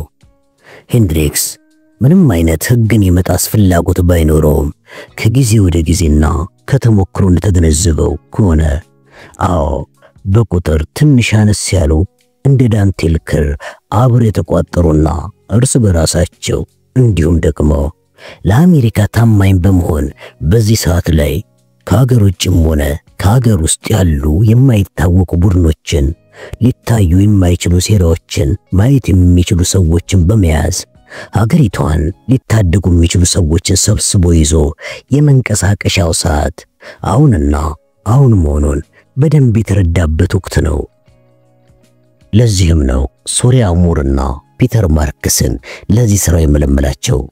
ሶሪያ ሙር በአዲሱና እንደ ጋሪ ፈረስ አንድ አይነት ያስተሳሰብ አቅጣጫ ባለው በአዲሱ የሲአይኤ ፕሬዝዳንት ኤሜሮል ዳንዚገር ከመባረሯ በፊት ታይፎን የተባለው የሲአይኤ ህቡ ቡድን ውስጥ የምትሰራ ሴት ነበረች። ፒተር ማርክስ ደግሞ ከበፊቱ የሲአይኤ ኃላፊ ጋር የቀረበ ግንኙነት ያለው ምርጥ ሰው ነበር። እነዚህ ሁለት ሰዎች እርስ በራሳቸው በደንብ የሚግባቡና የሚሰሩትንም የጋራ ስራ በብቃት የሚወጡ ሰዎች ከመሆናቸውም በላይ ነገሮችን በተለያየ አቅጣጫ የሚመለከቱ ነፃ ሰዎች ናቸው። ይሄ ሰፊና ነገሮችን በተለየ መንገድ የመመልከት ክህሎታቸው ነው ሄንድሪክስ አይን ውስጥ እንዲገቡና የትሬድስቶን ድርጅት ባልደረባ እንዲሆኑ የሚያስቻላቸው። ከዚህም በላይ ደግሞ ይቺ ሶሪያ ሙር የተባለችው ሴት ሙስሊሞና ግማሽ ደሟ የግብጽ መሆኑ በዚህም የተነሳ በመካከለኛው ምስራቅ ሀገሮች ላይ ከፍተኛ የተጠራቀመ ዕውቀት ስላላት በእነዚህ ሀገሮች ጉዳይ ላይ ምርጥ ኤክስፐርት የሆነች ሴት ናት። በተጨማሪም እነዚህ ሀገሮች ውስጥ ሊረዷት የሚችሉ ከፍተኛ ባለስልጣን ጓደኞች ስላሏትም ጭምር ነው ሄንድሪክስ ሊመለምላት የቻለው። እነዚህ ሁለት ሰዎችም ባጭሩ የአሜሪካን የስለላ ማህበረሰብን እንደ አዋፍ ኩስ በመሆን ካቆሸሹት ራዕይ አልባ የጦር ጀነራሎችና ፖለቲከኞች ፍጹም የተለዩ ሰዎች ናቸው። በቆዳ በተለበጡት ባለሁለት መቀመጫ ሶፋዎች ላይ ጎን ለጎን በመሆን ሙርና ፒተር ከመከላከያ ሚኒስተሩ ፊት ለፊት ተቀምጠዋል። ብሉቱዝ ያለውን የጆሮ ማዳመጫዋን በጆሮዋ ላይ ሰክታ ደግሞ ጆሎኒ የተባለችው ጸሐፊ ከጀርባው በተጠንቀቅ ቆማ ትገኛለች። በትንሹ ከተከፈተው የመስኮቱ መጋረጃ ውስጥ የሚገባው የፀሐይ ብርሃን ከክፍሉ ውጭ ከመስታወት ጀርባ በኩል የቆሙትን የሄንድሪክስን የግል ጠባቂዎች እንቅስቃሴ ከውስጥ በኩል ያሳያል። በመካከላቸው ባለው አነስ ያለ ጠረጴዛ ላይም ለቁርስ የሚሆኑ ምግቦች ተደርድሮባቸዋል። ኪሊዮ የተባለችው የጎልደን ቦክሰር ዝርያ ያላት የሄንድሪክ ውሻም ከእግሩ ስር ወለሉ ላይ ያለ እንቅስቃሴ ጸጥ ብላ ቁጭ ብላ አይኖቿን እንዲሁም አፏን ከፈት በማድረግና ጭንቅላቷን ዘንበል በማድረግ ሁለቱ የጌታዋ እንግዶችን ተክ ብላ በጉጉትና በጸጥታ እየተመለከተች ትገኛለች። ሄንድሪክስ ለሁለቱ ላቀረበላቸው ጥያቄ መልስ ከመስጠታቸው በፊትም እርስ በርስ በአይን መልእክት ከተለዋወጡ በኋላ ሙር ለመናገር በማሰብ ጉሮሯን አጠራች። በዚህ ጊዜም ሄንድሪክስ ያንን ደማቅ ሰማያዊ የሆነ ትልቅ አይኗን ቀጥ ያለው አፍንጫዋንና የአረም መልኳን መመልከት ጀመረ። ይቺ ሴት ለሰዎች የመታዘዝ ተሰጥኦን ስለተላበሰችም ጭምር ይሆናል ሄንድሪክስ የሚወዳት። ይህ ሲባል ግን እንደ ሌሎች ሴቶች አይነት የሴታ ሴትነት ባህሪ አይታይባትም። ደግሞም ያን ያህልም ከሴት ውጭ የሆነ የወንዳ ወንድና ጡንቻማ ሰውነትም ቢሆን አይስተዋልባትም። በቃ እሷ የራሷ የሆኑ ነገሮች ስላሏትም ነው የሚያያት ሰውን መንፈስ የሚያድስ አይነት ሰው ልትሆን የበቃችው። ስለዚህም ልክ ፒተር ማርክስን ሲሰማ በነበረበት አትኩሮት እሷንም ሊሰማት አትኩሮቱን ሰብስቦ ይጠባበቃት ጀመር የመከላከያ ሚኒስትር ክሪስቶፈር ሄንድሪክስ። ዛሬ ጠዋት ላይ እኔና ፒተር አንድ አዲስ መረጃ ደርሶን ነበር አለች ሶሪያ ሙር። ምን አይነት መረጃ? ጠየቀ ሚኒስተሩ። ይቅርታ ሚስተር ሴክሬታሪ አለች ከኋላ የቆመችው ጄሌን። ብራንድ ፊንድሌን መስመር ላይ አግኝቼዋለሁ፣ ሊያናግሮት ይፈልጋል አለች ሄንድሪክ።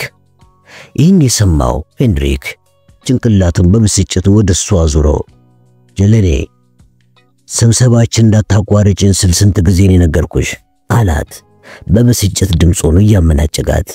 በዚህ ጊዜ ጄሌኒ ያልተጠበቀ እርምጃዋን ወስዳ ወደ ኋላ ፈገፈገችና ይቅርታ ጌታዬ፣ ግን እኮ እሱ የሀገር ውስጥ የደህንነት መስሪያ ቤት ኃላፊ ስለሆነ እርሱን ማነጋገር አለበት ብዬ በመገመቴ ነው ብላ ያሰበችውን ተናግራ ከመጨረሻው በፊት ሄንድሪክስ ጣልቃ በመግባት በፍጹም አንቺ መገመት አትችይም፣ ስለዚህ ባትገመች ይሻላል በማለት ጠረጴዛውን በመዳፉ ነረተና እስቲ በያሁን ወደ ኩሽና ይጅልን፣ ደግሞም ፎንዴሌን እንዴት ማናገር እንደሚገባሽ ታውቂያለሽ አይደል አላት። አሁንም በቁጣ ተሞልቶ አሁን ጌታ ይቅርታ አለችና ጉንጯ ፍም እንደመሰለ ጀለኒ እነሱን ትታቸው ወደ ኩሽናው ዞር ብላ ሳታያቸው አመራች። በድጋሚ ፒተርና ሶሪያ ሙር በአይነ ተነጋገሩና ሶሪያ ንግግሯን ቀጠለች። በእርግጥ ይህንን አስተያየት ደፍሮ መስጠት ያስቸግራል አለች። ይሄ በእርግጥ መደበኛ የሆነ መረጃ ነው ሊባል አይችል ይሆናል አለ ፒተር ማርክም ከሶሪያ በመቀጠል። በዚህ ጊዜ ሄንድሪክስ ቅንድቡን ቋጥሮ እየተመለከታቸው ማለት ብሎ ጠየቃቸው ከቅድሙ የንዴት ስሜት ውስጥ ወጥቶ። በእርግጥ ይህ መረጃ ከዚህ በፊቱ ተጠርጣሪዎቻችንን የማይመለከት ማለትም ስለ አክራሪ ሙልሃዎች ወይም ደግሞ የኦፒየም ዕፅ አዘዋዋሪ ስለሆኑት የጦር አለቆች፣ ስለ ሩሲያውያን፣ ስለ አልባንያውያን ወይም ደግሞ ቻይናን የሚመለከት አይደለም ብላ ሶሪ ሙር ከተቀመጠችበት ሶፋ ወንበር ላይ ተነስታ ክፍሉን እየዞረች የነሐስ ሐውልቱን የፎቶ ፍሬም ነካች። በዚህ ጊዜም ቢሆን የሚኒስተሩ ኪሊዮ የተባለችው ውሻ እንቅስቃሴዋን በአንክሮ እየተከታተለች ነው።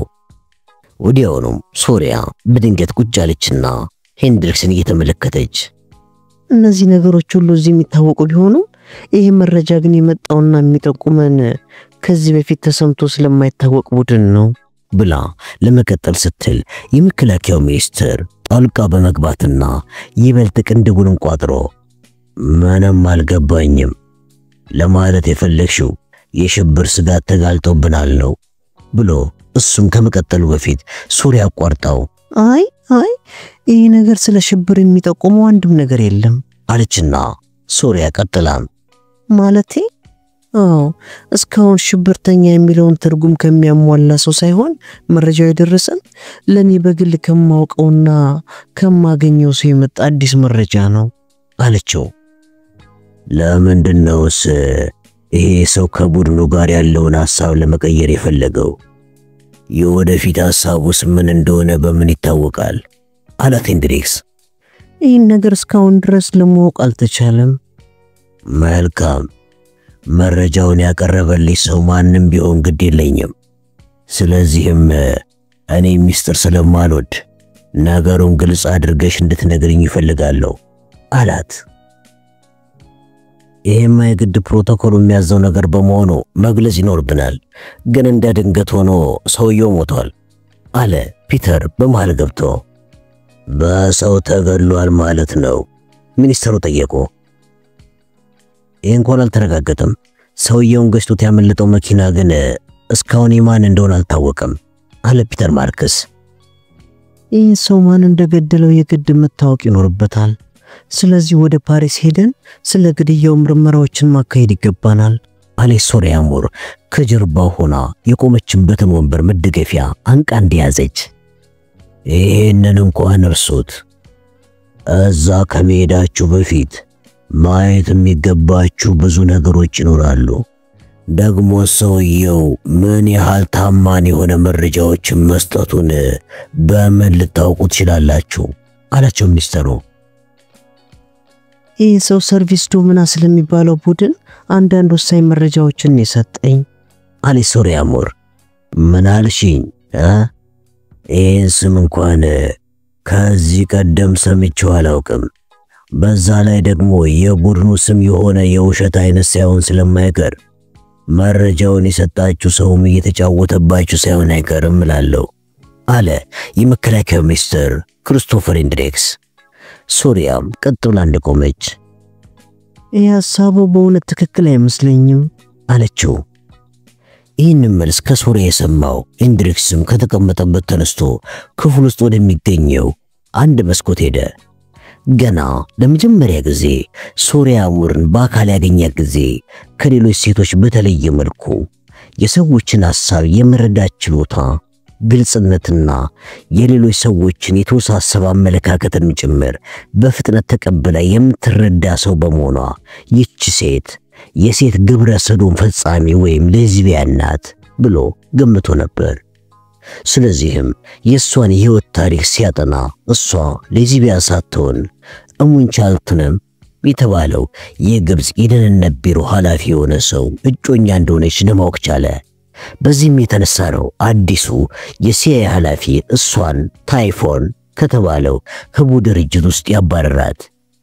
ይህንንም አጋጣሚ ተጠቅሞ እሷን የትሬድስቶን ምክትል ዳይሬክተር አድርጎ ሲሾማትም ለሷና እሷ ብቻ ታማኝ የሆኑትን ሰዎቿንም ከሲአይኤ ይዛ ወደ ትሬድስቶን ልትመጣ ቻለች።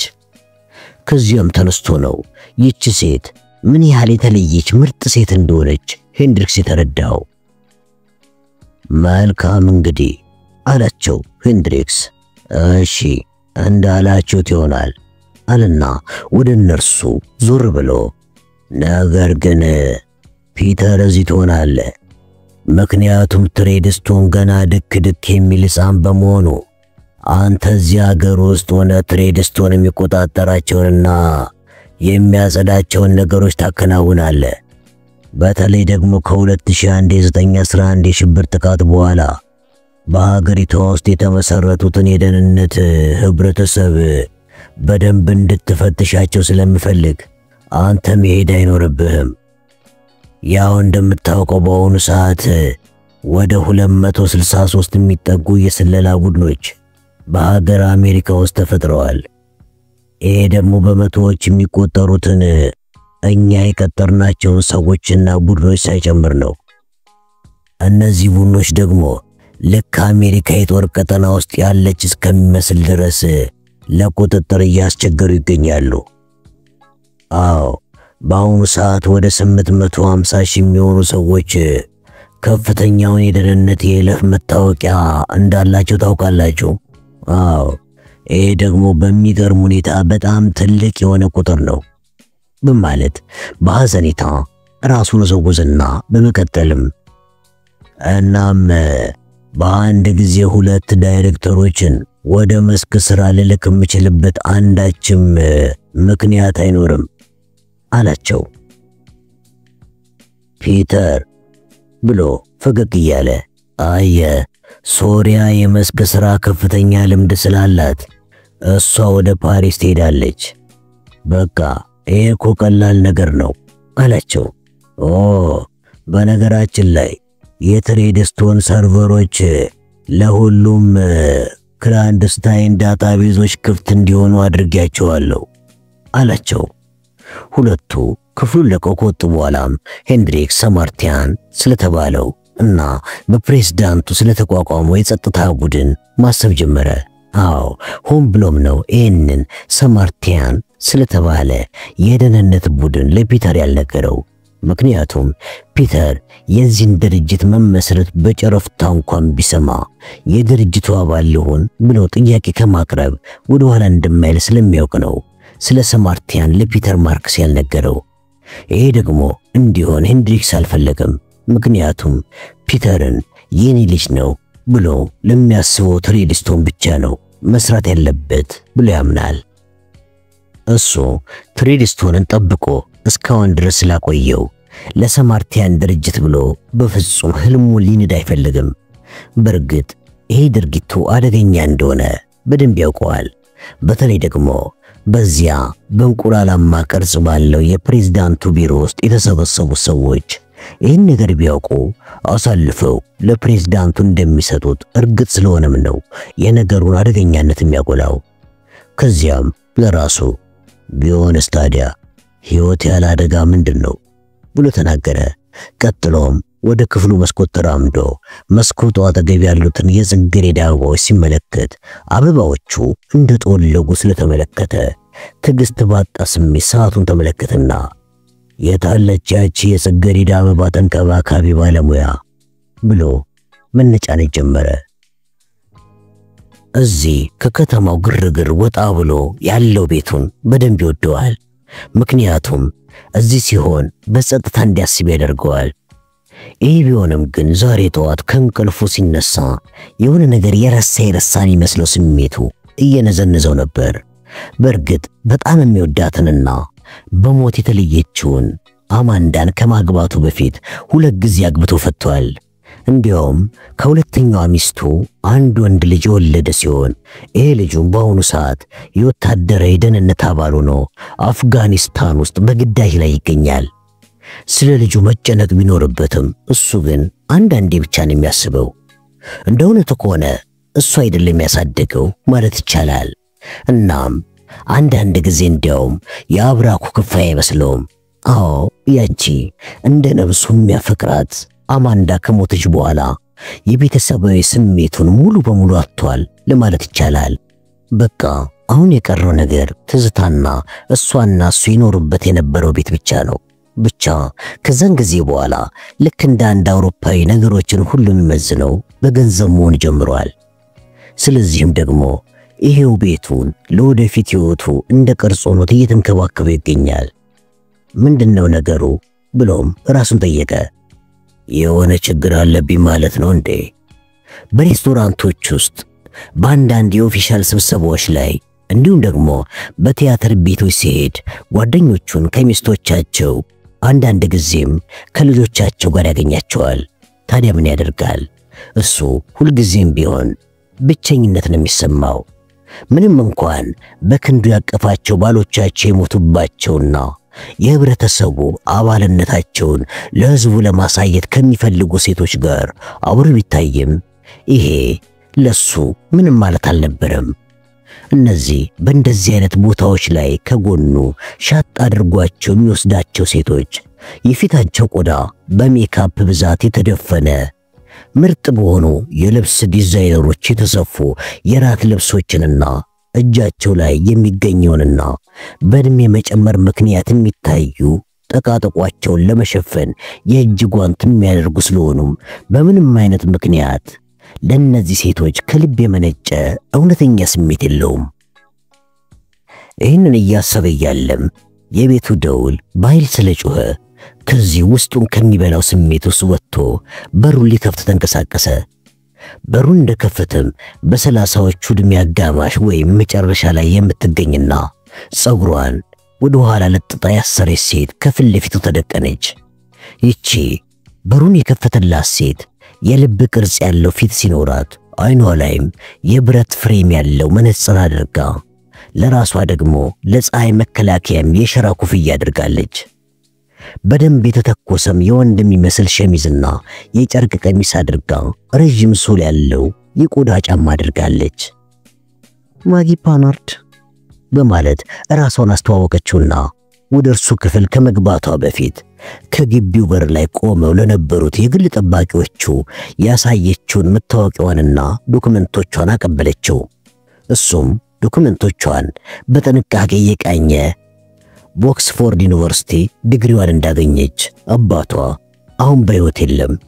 በፊት በነበረበት ሰዓት በአንድ ግብረ ሰናይ ድርጅት ውስጥ እየሰራ እንደነበረ፣ ስዊድናዊ እናቷም እሷም በሕይወት የለችም። እሷም የቋንቋ መምህር በመሆኗ በቤተሳይዳ አካባቢ በሚገኝ ትምህርት ቤት ውስጥ የሰራች እንደሆነ ተመለከተ። መታወቂያዋንና ዶክመንቶቿን ለመቀበል ወደ እርሱ ስትጠጋ በጣም ጠንካራ ሽቶዋ በጣም ስላወደው ምን አይነት ሽቶን የተቀባችው ብሎ ራሱን ጠየቀና በአፍንጫው የሽቶ መዓዛ በኃይል ወደ ወስቦ የሽቶ ምንነት ታወቀ። አዎ የተቀባችው ሽቶ ደቡብ ምስራቅ እስያ ውስጥ ከሚገኝ ተክል የተቀመመ ምርጥ ሽቶን የተቀባችው። እሷን የሚይዘው የጽጌረዳ አበባ ወደ ተተከለበት መደብ እየመራት እያለም በታሪክ ለዛውም በሜጀር የመጀመሪያ ዲግሪውን ያገኘ ሰው እንዴት ብሎ ያሰበውን ከመናገሩ በፊት ወደ ቤቱ የገባችው ሴት አቋርጣው በእንደዚህ አይነት ስራዎች ላይ ምን ያደርጋል ብላ ጨረሰችለትና ሳቃለች። ይህ ሳቋም ለስለስ ብሎ ደረቅ ስላልሆነ የሆነ ውስጡ ተደብቆ ያለ ስሜቱን ኮረኮረው። ቀጥላም የታሪክ ትምህርት መርጬ መማሪ ትክክል እንዳልሆነ ከተመረኩኝ በኋላ ነው የገባኝ። በዛ ላይ ደግሞ ራሴን ብቻ የምታዘዝ የራሴው አለቃ መሆን ስለሚያስደስተኝም ጭምር ነው ይህንን የአበቦችን መንከባከብና የማከም ስራን መስራት የጀመርኩት አለችው በዚያ ለስለስ ባልና ስህተት በማይገኝበት ስሜትንም ዘና በሚያደርግ ጣፋጭ ድምጿ። በመቀጠልም በርከክ ብላ በዚያ ለስላሳና ጠንካራ ጣቶቿ በመሞት ላይ ያሉ አበቦቹን ግንዳቸውና ቅርንጫፋቸውን ይዛ ቀና አደረገቻቸው። ከዛም አበቦቹን በእጆቿ አስተነካካቸው። የአበባው ግንድ ላይ የነበረው ሾክ ጣቷን ወቅቷ ደማት። ምርመራዋ ከጨረሰች በኋላ አበቦቹ እየተጠቀለሉ ሾለዋል፣ እናም ደግሞ የአበባው ቅጠሎች ተበልተዋል ብላ ከተንበረከከችበት ቀና በማለት በተጨማሪ ደግሞ ብዙ ውሃ አታጠጣቸው። እኔ በሳምንት አንዴ ኦርጋኒክ የሆነ መድኃኒት ረጨባቸዋለሁ፣ አትጨነቅ እያለችው ፈገግ ስትል ጉንጯ በመስኮቱ የሚገባው ብርሃን ሲያርፍበት እንደ መቅላት እያለም በእርግጥ አበባዎቹ ሙሉ በሙሉ የሚሻላቸውና የቀድሞ ጤንነታቸውን የሚይዙት ከጥቂት ሳምንታት በኋላ በእኔ እንክብካቤ ክትትል ከተደረገላቸው በኋላ ነው። አዎ አለችው። ኢንድሪክስም ፊቱን ፈገግ አድርጎ እንግዲህ ደስ ባለሽ መልኩ የጽጌረዳ አበባዎቹን ፈውሻቸው አላት። በመስኮቶቹ መስታወት አልፎ የሚገባው ብርሃንም በክንዶቿ ላይ የሚገኙትን የሰውነቷን ስስ ወርቃማ ጸጉር እያብረቀረቁ ልክ እንደ ዘይት የሚፈሱ ስላስመሰላቸው የኢንድሪክስ ትንፋሽ ከጉሮሮ ስር በሙቀት እየታጀበ ያልፍ ጀመር። እናም ከርሱ ይወጣል ብሎ ባልጠበቀው ድምፅ ውስጥ ገብተሽ ለምን ሻይ ቡና አንልም ብሎ ሲጋብዛት ጣፋጭ ፈገግታዋን እየመገበችውና አይኗ እያበራ ሌላ ቀን ትጋብዘኛለህ አለችው።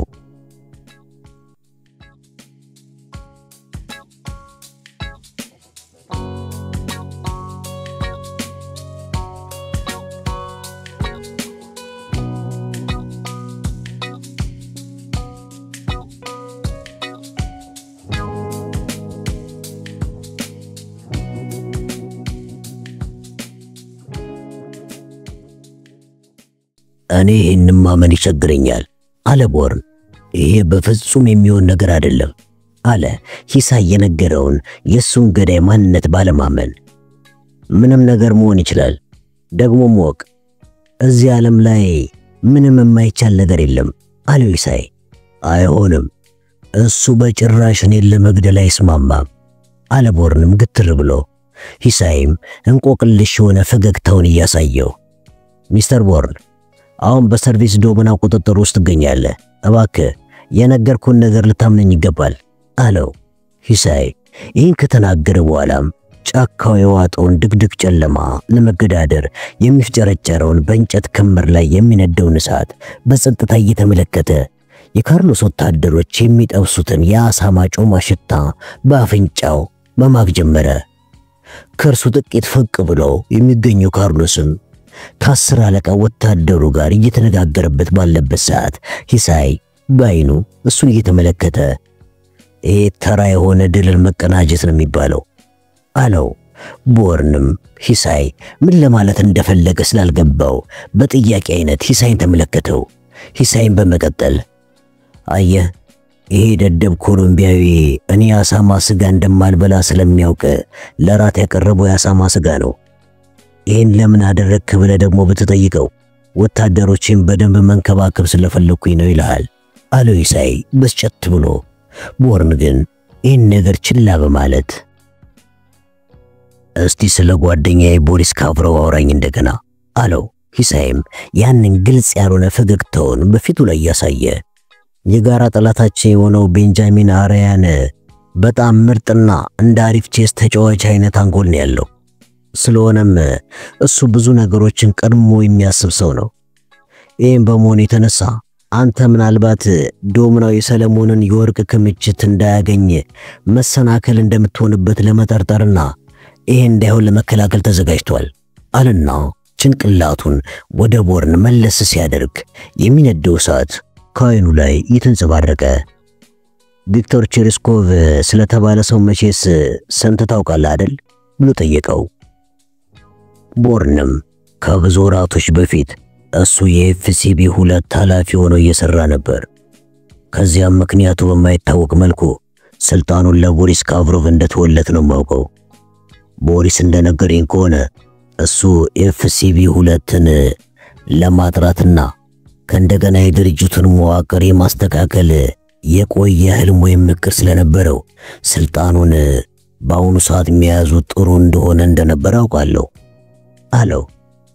በእውነት ጓደኛ ቦሪስ በጣም ጥሩ ሰው ነው እባክህ።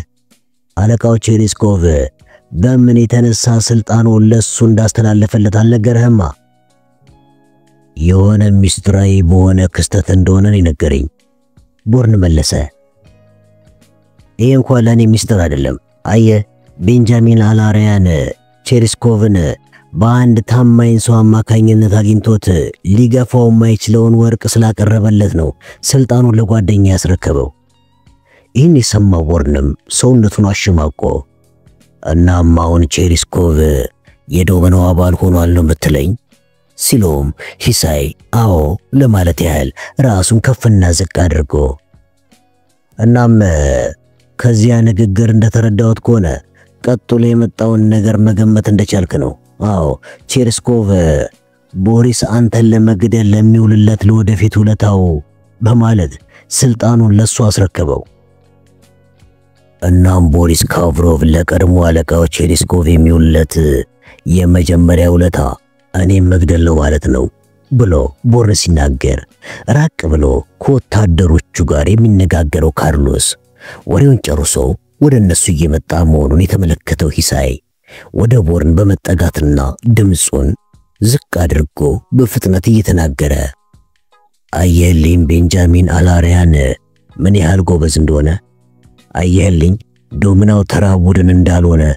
አዎ ስለሆነም ብቻ ልትጋፋው ከማትችለው ባላጋራ ጋር እንደምትጋጠም የተረዳ ይመስለኛል። ካርሎስም አጠገባቸው ካለ አንድ ወንበር ስቦ ቁጭ እንዳለ ቦርን ይህን ተናገረ። እናም እኔ ወደዚህ ጫካ ለመጣ ወደ ቻልኩበት ዋና ነገር እንድንነጋገር ፈልጋለሁ። እንነጋገርበት እስቲ አለ ሁለቱንም እየተመለከተ። የጫካው አየር በውባ ትንኞች በረራና ዳንስ እየተርገበገበ ባለበት ሁኔታም ካርሎስ ከወንበሩ በስተጀርባ ያለውን ቅርፊቱ የተላጠ ዛፍን አንዴ ዞር ብሎ ቃኝና እንደገና ተመልሶ በዚያ የሚያብለጨልጭ አይኑ ቦርንን መመልከት ጀመረ። እኔ ማረጋገጫ ፈልጋለሁ አለ ሂሳይንና ካርሎስን አፍጦ ያያቸው። ካርሎስም ድምጽ አልባ ሳቁን ሳቃልና በሞት የተለየችኝ የሥራ ባልደረባይት ፓናሮይድ እንደሆነች ባውቅም ይሄው እኔ ለወደፊቱ እሷ ላይ ጉዳት እንደማላደርስ በጓደኛ ፊት ቃል እገባልሃለሁ አለው። አንተና ጉስታቮ ስትሰሩት የነበረው ቢዝነስ አሁን ያንተ ብቻ ይሆናል አለ ቦርን። ይሄም ብቻ ነው እንዴ እሷ ለኔ እንድትነግር የነገረች? ካርሎስ ጠየቀ። ይሄም በደም የሚመጣ የዕፅ ገንዘብ እሷ አትፈልግም ቦርን መለሰለት። ይህንንም መልስ ከቦርን አፍ የሰማው ካርሎስ እጆቹን ወደፊት ዘርግቶ ታዲያ ለምንድነው እሷ ወንድሟን ተክታ ከኔ ጋር እሱ ይሰራ የነበረውን ስራ እንድትሰራ የተናዘዘው? መቼስ ቤተሰቡ አይደለች። ይሄ ቢሆንም ግን እሷ እንደሱ ስላልሆነች ስራውን መስራት አትፈልግም ቦርን መለሰለት። እንዴ አንተ እኮ እሷ ምን አይነት ሰው እንደሆነች ጠንቅቀ የምታውቅ አይመስለኝም አለው ካርሎስ ቦርንን። ካርሎስ ይህን ተናግሮ እንዳበቃም ቦርን ምላሽ አልሰጠውም። እንዲያውም ይህንን ካርሎስ የተባለውን ሰው ሲያዩ ልክ መሬት ላይ እንዳለ ጊንጥ ወይም ደግሞ ብላክ ዊዶ የተባለች እንደምትጠራው መርዘኛ ሸረሪት በአሁኑ ሰዓት ጉዳት የማያደርስ ቢሆንም ለወደፊቱ ግን ስጋት ሊሆን እንደሚችል አይነት ሰው ሆኖ ያገኘው። አዎ ቦርን ይህንን ያደንዛዥ ዕፅ አዘዋዋሪ ጌታ ከባንጋሪያ ወንድም ጉስታቮ ሞሪኖ ጋር ሲያነጻጽረው ፍጹም የማይገናኙ ሰዎች መሆናቸውን ተረዳ። ከብዙ ዓመታት በፊት በአካል ያገኘው ጉስታቮ ሞሪኖ ጨዋና ብልህ ሰው የነበረ ሲሆን ይሄ ከፊት ለፊቱ ቁጭ ያለው ካርሎስ ግን እንደ ጉስታቮ በቃሉ የሚገኝ ሰው እንዳልሆነ ልምድ ያለው ደመነፍሱ ስለነገረው የባረንጋሪያ ሞሪኖ ስጋት ትክክል እንደሆነ ተረዳ። ቦርን ይህን ነገር እያሰበ ባለበት ወቅትም እግሮቹን ወደፊት በመዘርጋት ዘና ብሎ ተቀምጦ የነበረው ካርሎስ እና ያቺ ቀድሞ ጓደኛ እህት ከኔ ምንድነው የምትፈልገው ብሎ ቦርን ጠየቀው። ቦርንም እሷ እንድትተዋት ብቻ ነው የምትፈልገው ብሎ መለሰለት። ይህም መልስ ከቦርን አፍ የሰማው ካርሎስም ያን በቦርን መታነቅ የደረሰበትንና ዙሪያውን የቀላው አንገቱን ቀና አድርጎ እጆቹን እያማታ ከት ብሎ ሳቀበትና ሳቁ ጋብ እንዳለለትም እሺ ጓደኛዬ አሁን ወደሚቀጥለው ደረጃ መሄድ እንችላለን። እሷ ቢዝነሱን ጥላ በምትወጣበት ጊዜ ከኔ ምን ያህል ገንዘብ እንድከፍላት ነው የምትጠብቀው ብሎ ጠየቀው። የነገርኩ መሰለኝ እሷ ካንተ 70 ሳንቲም አትፈልግም አለው ቦርንም። ከዛም ቦርን በዚያ በተለያዩ ነፍሳት ጩኸት በዛፍ ላይ በሚኖሩ እንቁራሪቶች ቁርቁርታ እንዲሁም በጨለማ በሚንቀሳቀሱ አራዊት ጩኸት በተሞላው ጫካ ውስጥ ጄሰን ቦርን አሁን የሚፈልገው ብቸኛ ነገር ቢኖር የካርሎስን ፊት በቦክስ ጉጥ በጉጥ ማድረግ ነው። ግን ይሄ እብድ እንደሚለው ከሆነ ምናልባትም ጉስታፎ ሞሪኖ ከመሞቱ በፊት እህቱን በአካል ስላገኛት ቢዝነሱን ካርሎስን ለማበሳጨት በማሰብ እህቱ እንድትሰራ ተናግሮ እኮ ሊሆን ይችላል በማለት የካርሎስን ፊት የማበላሸት ሽውታ ሐሳቡን ተወው። እናም አንተ ያቺ ሸርሙጣ ማመን እኔንም እሷን እንዳምን ሊያደርገኝ እንደማይችል መቼስ አንተም አታጣውም ካርሎስ ተናገረ። በቃ እሷን ብቻ ተዋትና ይሄ በኔና ባንተ መካከል የሚደረገው ድርድር ማብቂያውን ያገኛል አለ ቦርንም ስልችት እያለው።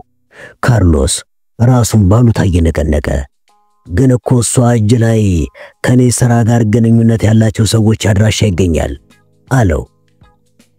ይሄው በቀጥታ ከሷ የኮምፒውተር ሃርድ ድራይቭ ላይ የታተመ ወረቀት አለ ቦርን ቢራንጋሪያ ፑኬት ታይላንድ ውስጥ የሰጠችውን ወረቀት ለካርሎስ እየሰጠው።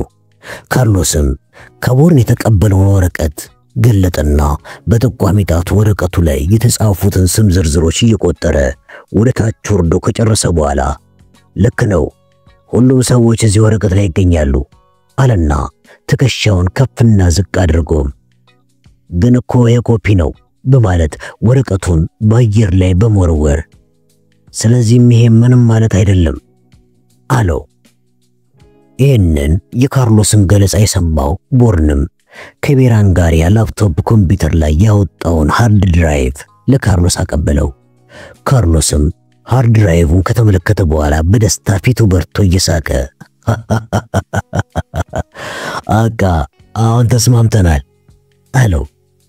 እናም ካሁን በኋላ አንተ አጠገቧ ድርሽ ብትል ብሎ ቦርን ማስጠንቀቂያውን ሳይጨርስ በእንጥልጥል ሲቶ ካርሎስ ለግማሽ ሰከንድ ያልፈዘዘ። ቀጥሎም እጆቹን በሰፊው ወደፊት ዘርግቶ እና ምን የሷ አጠገብ ድርሽ ብል ያው የገባውበት ገብተህ ትገለኛለህ አለው።